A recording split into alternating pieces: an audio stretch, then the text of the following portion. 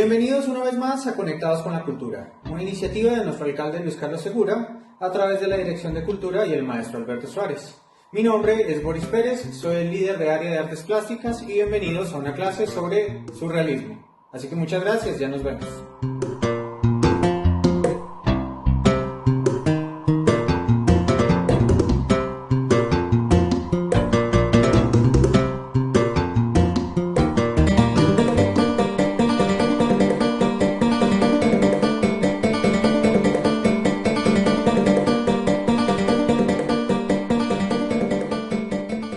Bueno, antes de hablar del surrealismo, digamos que siempre yo tiendo a entrarme un poco más atrás del movimiento para explicar un poco en cuál contexto vamos. Entonces vamos a hablar de un movimiento que se llama dadaísmo y que va a ser paralelo o un poco antes al surrealismo. En este movimiento dada lo que va a pasar es que es un movimiento totalmente anárquico. Lo que va a hacer este movimiento es obviamente empezar a romper todas las reglas del arte tradicional en cuanto a composición, materiales, técnicas. Sí, va a empezar a negar todo lo que estaba pasando en el arte y un poco a reinventarse, pero no solo a negarlo como una posibilidad de creación, sino que ellos van a empezar a hacer a partir de la experimentación pues obras plásticas que a la final van a empezar a redescubrir el arte. Entonces eso es un poco lo interesante de este movimiento. Este movimiento es un movimiento que va a nacer en el periodo posguerra, después de la Primera Guerra Mundial, y digamos que al ser un periodo posguerra pues como que siempre está la pregunta o la incógnita de qué es lo que está pasando con el ser humano, ¿sí? Hacia dónde va el ser humano, por qué llegamos a una posición tan fuerte como una guerra. Entonces va a empezar a cuestionarse sobre el ser humano y sus comportamientos en sí. Entonces vamos a tener que este movimiento dadaísta, pues en la plástica va a romper con absolutamente todo. Obviamente digamos que va a ser complementario porque también va a estar en el cine, va a estar en la literatura, va a estar en la pintura. Entonces digamos que todas las corrientes artísticas o varias de las corrientes artísticas van a empezar a irse por este postulado de Dada. Entonces vamos a encontrar que dentro de esto hay unas palabras como que describían el movimiento dadaísta. Sí, ellos digamos que no pretendían que se polemizara o se ejercitara tanto sobre su estética o cómo manejaban. No había como un manifiesto Dada, aunque sí obviamente habían escritos y hubo teóricos a partir del Dada, pero ellos tenían digamos como eso, como que negaban todo y como que iban totalmente en contra de todo. Entonces ese movimiento va a ser un movimiento súper antiartístico. Entonces van a haber algunas palabras clave que vamos a tener en ese movimiento, que van a ser por ejemplo contradicción, van a ser unos movimientos de protesta, va a cuestionar todo, va a ser absurdo, va a ser un movimiento antiartístico, irónico, anárquico y con nada de límites. Va a ser obviamente un movimiento muy escandaloso para la época. Es importante que tengamos en cuenta que este movimiento, digamos que su fundamentación no era política. Luego vamos a ver que en el surrealismo sí se va a tomar una posición política, que eso empieza a cambiar el concepto desde la plástica y obviamente va a generar algún tipo de discordia dentro de los artistas de la época. Vamos a hablar de algunos artistas dadaístas que al final no van a ser totalmente dadaístas, sino que van a pasar del dadaísmo y al surrealismo.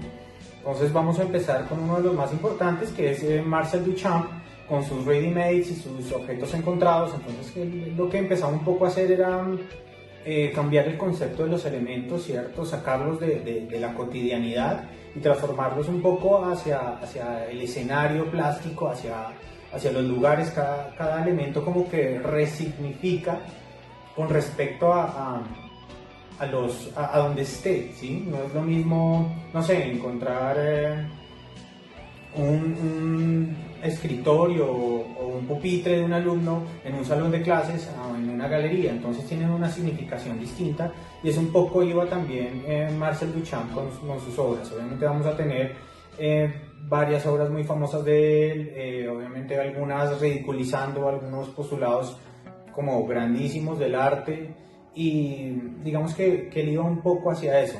Digamos que si quisiera yo, la idea es un poco hacer surrealista la exposición de esta clase. Si quisiera hacer un poco la exposición de la clase en lo Dada, pues tendría que ir hacia el baño y pues no hace mucho eco. Entonces es un poco eso, ¿sí? Negar todo lo que está haciendo, negar todos los postulados tradicionales, clásicos, y empezar a implementar algo nuevo que obviamente va en contra. O sea, no es como que se trata un poco, sino totalmente en contra. Entonces vamos a tener a Duchamp, vamos a tener que él propone con estos elementos como entrar en confrontación con el espectador. Vamos a tener otro artista que se llama Jean Art, que él como que también empieza a negar, como no desligándose totalmente de la escultura, como lo que vamos a ver acá, sino que tiene un tipo de escultura como humana, como que se siente una figura humana, pero también niega los postulados tradicionales de la escultura, como que no se denota expresamente qué figura es, sino que está oculta atrás de él. Entonces vamos a empezar a ver esto. Vamos a ver a otro artista que se llama Max Ernst. Este artista es bien interesante porque como que va a retomar tribus americanas y va a empezar a experimentar con ciertas técnicas, como por ejemplo el frottage. El frottage no es más sino ese experimento que nos hacían en el colegio, donde teníamos la monedita y poníamos encima la hoja y con un lápiz pues sacábamos la textura de esto. Entonces vamos a empezar a tener una exploración técnica bien interesante. Sí, va a estar el frottage, va a estar el collage, pues, que consiste en ciertos tipos de recortes. Algunos más adelante se van a volver políticos y vamos a ver eso en ciertas obras. Vamos a tener el frottage, como decíamos. Tenemos la decalcomanía, que es lo que hacíamos también cuando pequeños, que era como botar pintura en una hoja y doblarla y abrirla, y como que empezar a buscar ahí dentro de eso formas. Esto también se va a utilizar dentro del surrealismo y le van a dar otra significación y digamos un aspecto mucho más romántico, pero por ahora digamos que es como una exploración artística aparte de la negación del arte. Bueno, digamos que vamos a ver a Raúl Hausmann con esos collages y demás, que es un poco lo que queríamos hablar. Vamos a tener a alguien bien importante y es a Man Ray, que digamos que él va a ser muy importante en este movimiento, y no solo en este movimiento sino en el surrealismo, y se va a mover en varios movimientos, no solo en estos dos. Y digamos que él tiene algo tan importante, que es que hasta desde la fotografía empezó a ver el arte dada y el arte surrealista. Entonces en un punto que él hasta niega la cámara, dice que se peleó con su cámara y va a empezar a experimentar directamente con los papeles, con el químico, con sobreexponer y subexponer la fotografía. Entonces vamos a ver cómo él también genera montajes. Dentro del video va a empezar a explorar el arte plástico, y es bien importante cómo él se empieza a apropiar desde la fotografía de estos elementos como poéticos. Él tiende a ser más poético, más de relación con figuras humanas y elementos, digamos que va a generar como poemas visuales. Entonces él va a ser bien importante, además de ser la persona que hace retratos de la época. Sí, van a tener retratos de grandes personajes, van a traer como que va a ser ese personaje. Digamos que a partir de esto pues también nos dimos la oportunidad de invitar a alguien que nos explique desde lo audiovisual cómo Man Ray aborda estas temáticas, y prácticamente hacer un análisis desde lo audiovisual de Man Ray. Así que invitamos a la maestra Catherine Prieto para que nos acompañe y nos comente sobre Man Ray y todo su divagar en los movimientos artísticos como el Dada y el surrealismo, y bueno, y hacia dónde se fue. Entonces, bienvenida, maestra, muchas gracias.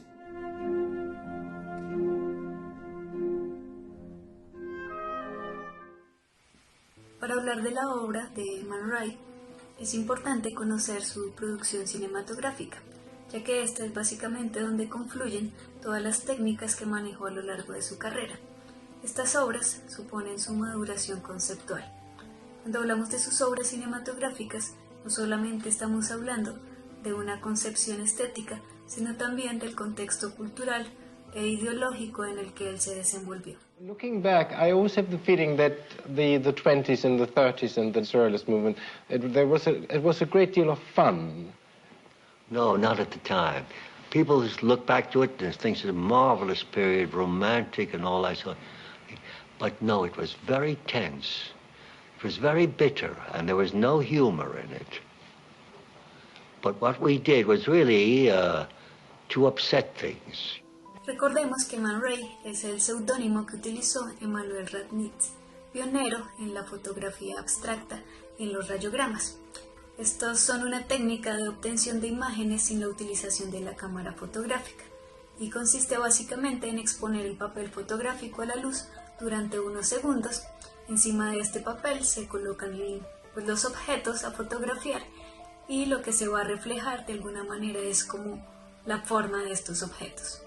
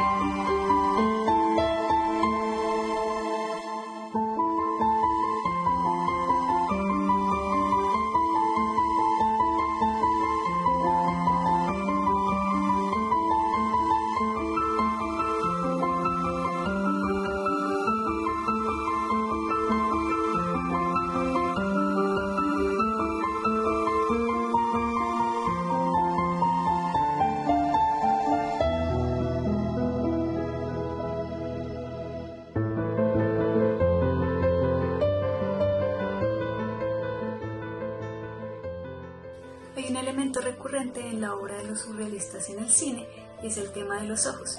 Ya lo veíamos en la obra de Luis Buñuel y Salvador Dalí, en esa escena en la que una navaja va seccionando el ojo de una mujer. Pues Man Ray también tiene dos formas de hacer referencia a los ojos en su obra.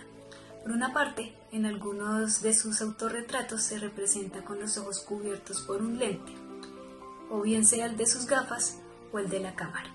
De alguna manera, como que invita al espectador a cubrir sus ojos con un elemento que altere su campo de visión. Podemos hablar aquí de una reflexión sobre el tratamiento de la mirada, bien sea su mirada o la del espectador.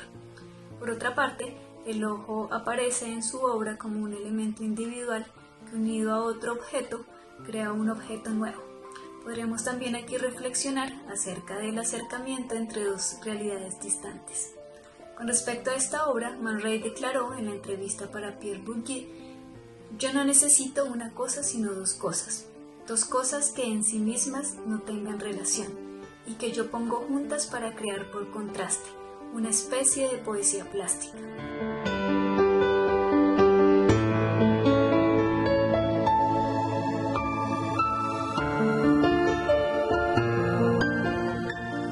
Ahora bien, la obra de Man Ray que vamos a explorar desde la cinematografía fue su primer acercamiento al cine con la obra proyectada en 1923, El retorno a la razón.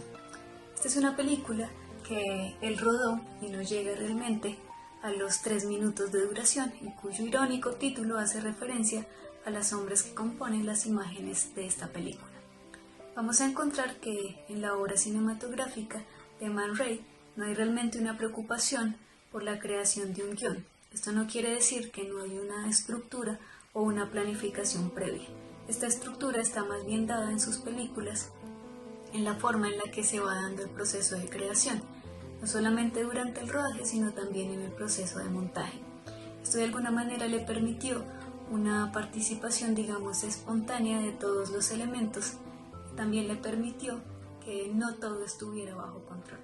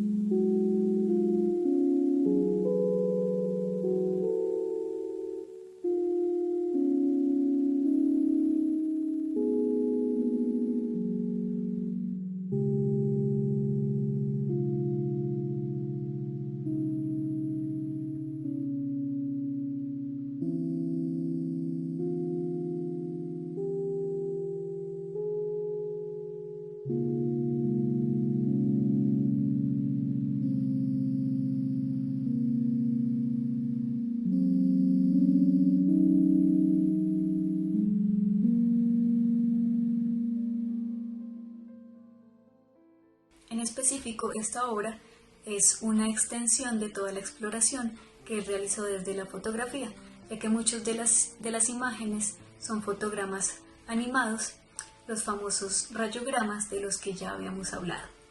Man Ray trató esta película o la película física de una manera muy rudimentaria. Lo que hizo fue cortar la cinta de 20 metros en varios fragmentos que trabajó por separados con distintos métodos y que finalmente unió con tiras de adhesivo, una forma bien interesante de hacer el montaje. Ahora, hablando del lenguaje cinematográfico, Man Ray ha explotado abundantemente en esta película el primer plano. Lo que logró con esto es que al no haber un marco referencial, no se conocen o no se entienden muy bien estos elementos y lo que sucede es que pueden ser cualquier cosa pensable.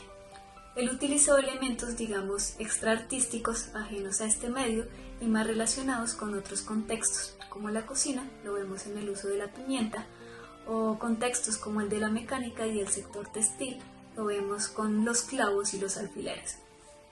Man Ray, en su papel de director, exploró también el lado intelectual del arte y de la plástica puesta en movimiento. La obra de Man Ray se puede entender como un reto porque básicamente replanteó las bases y la naturaleza del cine. Bueno, muchísimas gracias, maestra. Digamos que vamos a continuar con el tema del día y vamos a ver cómo a partir del Dada va a empezar a generarse el movimiento surrealista. Entonces vamos a tener que el surrealismo como el Dada va a ser un movimiento artístico que se va a generar en ciertas o en varias ramas artísticas como el cine, la literatura y la plástica. ¿Sí? Digamos que este movimiento se va en los textos nos dice que se va a crear a partir de 1924, digamos que sobre el manifiesto que va a hacer Breton y nos va a comentar de qué se trataba el surrealismo. Entonces como que a partir de esa fecha se va a empezar a tomar el surrealismo como un movimiento artístico desligado del Dada. Entonces vamos a ver, como les decía, que es un movimiento que comparte muchos elementos con el Dada, pero es un movimiento muy romántico y como que ya le da otro significado a esos mismos elementos que se estaban trabajando en el dadaísmo.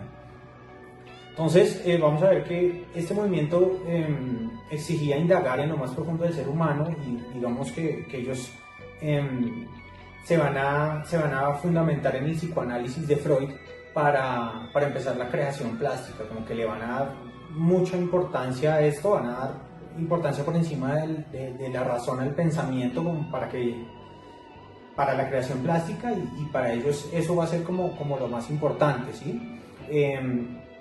Vamos a ver que aparece algo bien importante y es el automatismo, como la acción de crear autómatamente. Entonces como, no sé, como respirar o como parpadear, que son ejercicios que no hacemos con ninguna intención o no lo hacemos pensando todo el tiempo, sino simplemente es un hecho que va saliendo, ¿sí? Entonces, para estos artistas, digamos, Breton, que va a ser el teórico aquí, pues va a demostrarnos que el surrealismo pues es un movimiento artístico donde, digamos, no hay una moral o una estética establecida, y digamos que él va a decir que lo principal del movimiento surrealista es el delirio y es como ciertos elementos que van a empezar a generar como escándalo en la sociedad. ¿Sí? Digamos que para él la acción más surrealista que había sería salir a la calle y empezar a matar gente. Entonces estas ideas obviamente en el momento eran muy escandalosas y podrían ser como básicamente muy traídas del dadaísmo. Entonces vamos a ver algunas características desde el movimiento surrealista. Entonces vamos a ver que tenemos elementos o animaciones de elementos inanimados. Entonces digamos que aquí el tema onírico va a ser muy importante, o sea, el tema de los sueños, qué se sueña, cómo se sueña, como decíamos un poco lo autómata, cómo se crea a partir de ahí, y digamos que estos temas van a ser muy recurrentes en la obra de varios artistas.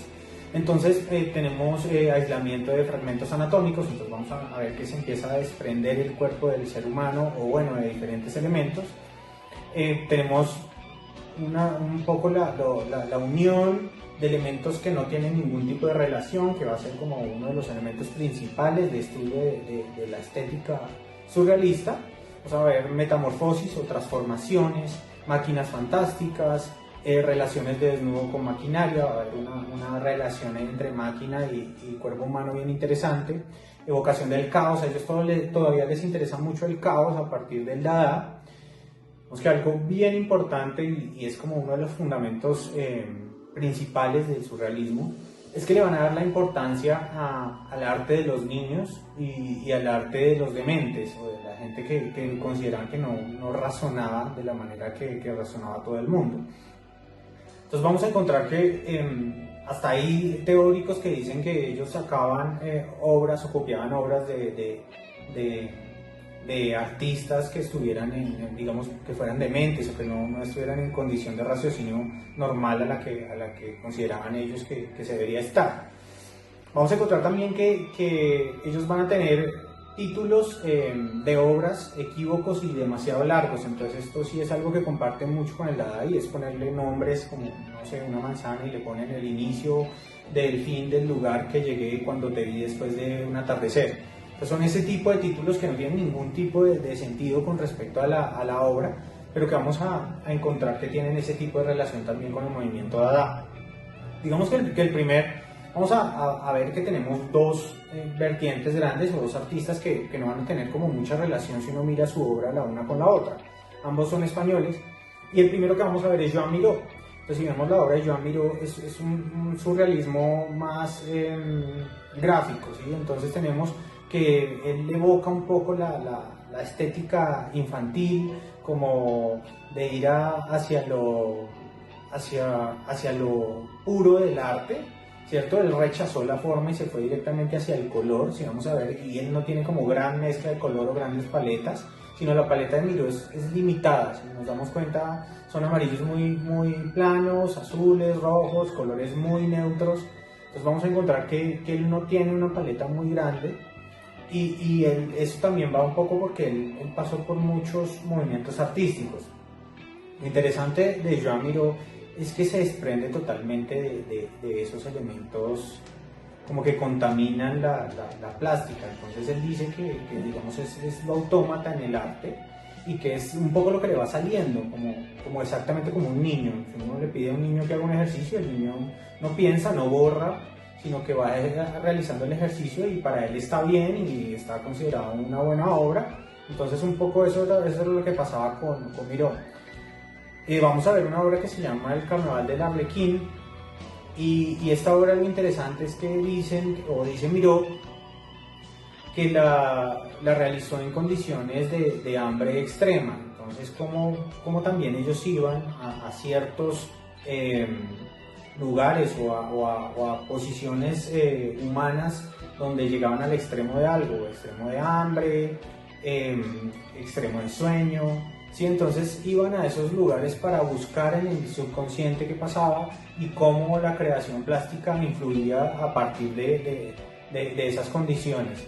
Entonces vamos a ver que, digamos, en esa obra, el Carnaval de Arlequín, digamos que se denota un desorden, ¿sí? No hay un elemento principal y los demás que lo circundan, como que empieza a negar todas esas posiciones artísticas que eran tan importantes, como componga de esta forma, organice de esta forma los elementos, la línea de horizonte bájela un poco, ¿sí? Como que empieza a negar eso y a poner muchos elementos dentro de esta obra, y entonces por eso va también a ser, como les digo, no va a ser totalmente dada ni totalmente surrealista, sino va a ser una obra desde la cual es que los movimientos artísticos normalmente no se empiezan en un punto y se terminan en otro, sino que obviamente van evolucionando o decayendo, que era un poco lo que veíamos la anterior clase.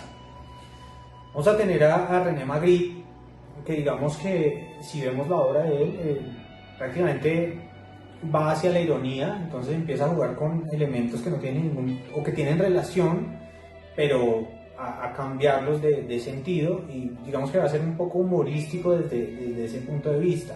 Es que inicialmente yo concebía la obra de Magritte como una obra un poco muy diciente, como que ya está la obra y uno ya desde ahí ya puede ver y ya, pasa de ahí. Pero él iba al tema de que él le interesaba mucho más lo que ocultaba la imagen, lo que había detrás de la imagen. Entonces, una invitación es un poco a ver la obra de Magritte más hacia atrás, qué es lo que está pasando, tratar de buscar señales y demás, que es un poco lo que hacía él. Él no se consideraba un artista totalmente, sino un pensador, ¿sí? Entonces, digamos que bajo esa premisa van a encontrar unas obras que obviamente van desde lo humorístico hasta lo irónico, entonces es bien interesante este artista. Obviamente vamos a ver obra de Salvador Dalí, que es como, digamos que el artista más representativo del surrealismo.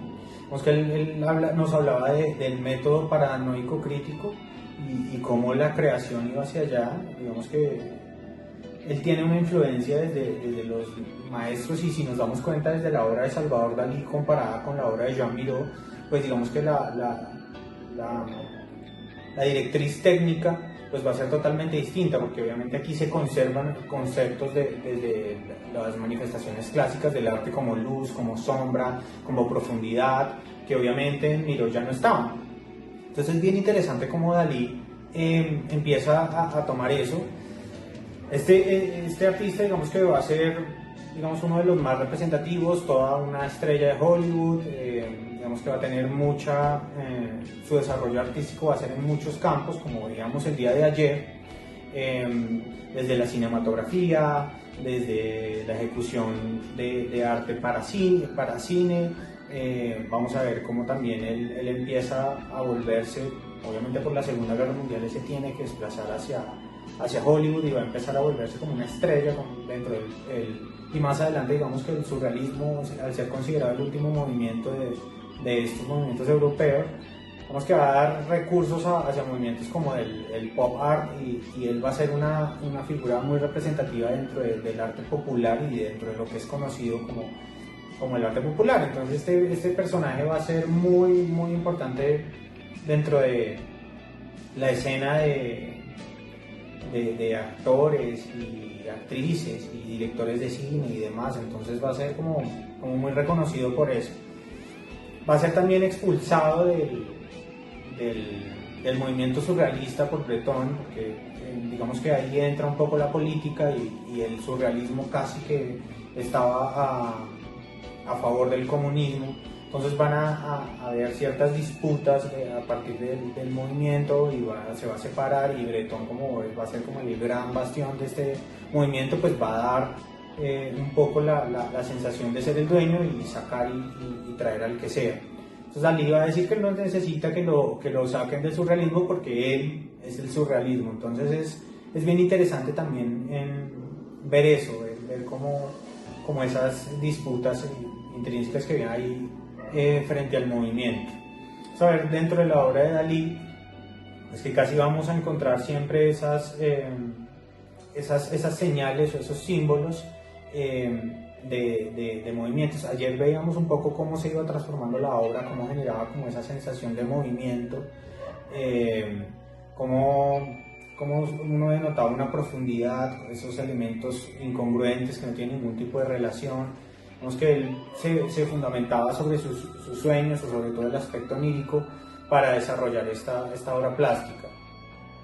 Ahora vamos a ver a un artista que se llama Giorgio Chirico, que es un poco anterior a los surrealistas, pero digamos que lo que vamos a traer a él es cómo él empieza a desarrollar esas figuras que parecen personas pero que no lo son, cómo genera esos planos profundos donde no hay cosas y son como irreales. Entonces es bien importante estudiar que de pronto hay artistas que empiezan a irse un poco más adelante y que son referentes de la plástica normal, y es bien interesante cómo estos artistas empiezan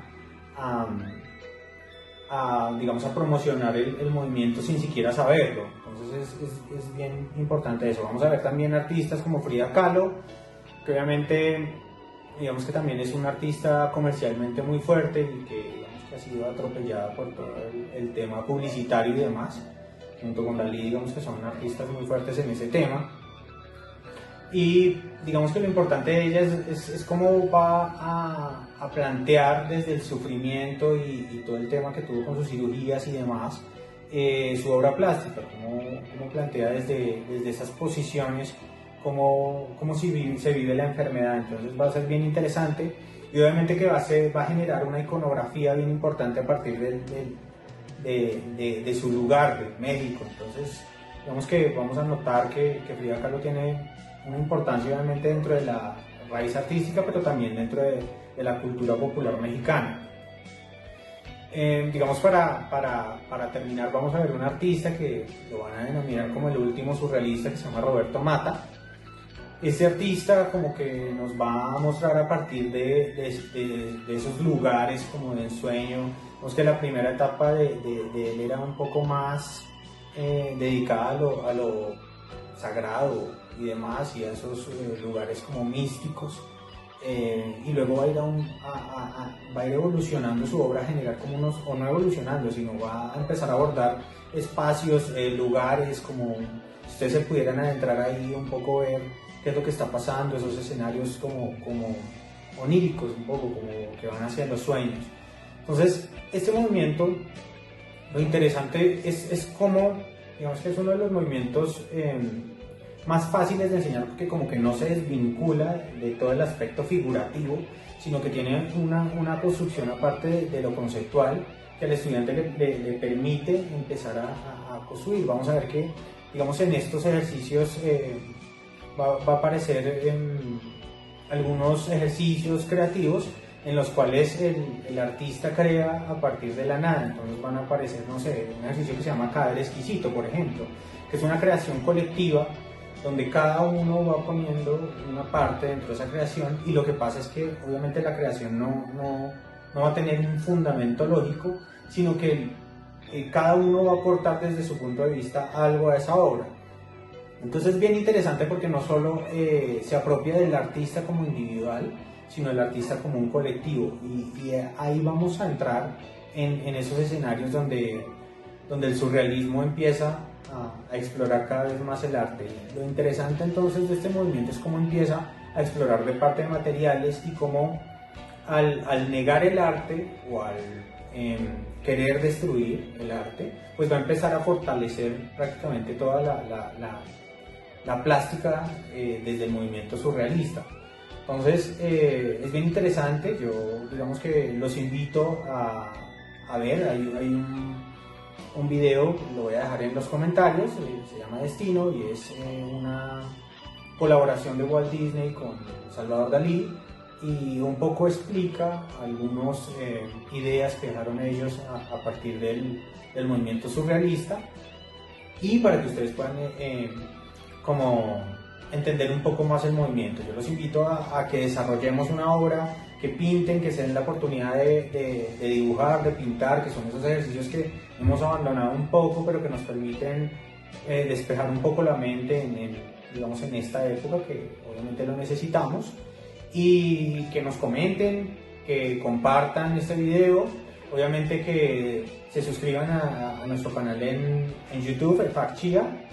Y nada, si tienen algún tipo de inquietud o comentarios, déjenos en nuestros comentarios.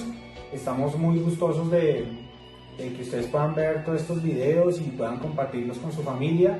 Los invitamos a ver los demás videos de las demás áreas. Nos vemos en 8 días. Muchas gracias. Hasta luego. Chao. Chao.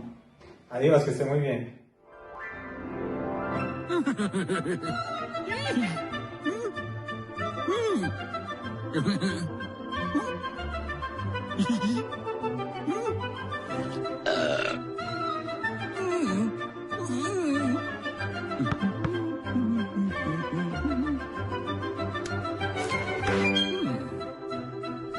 ¿Qué?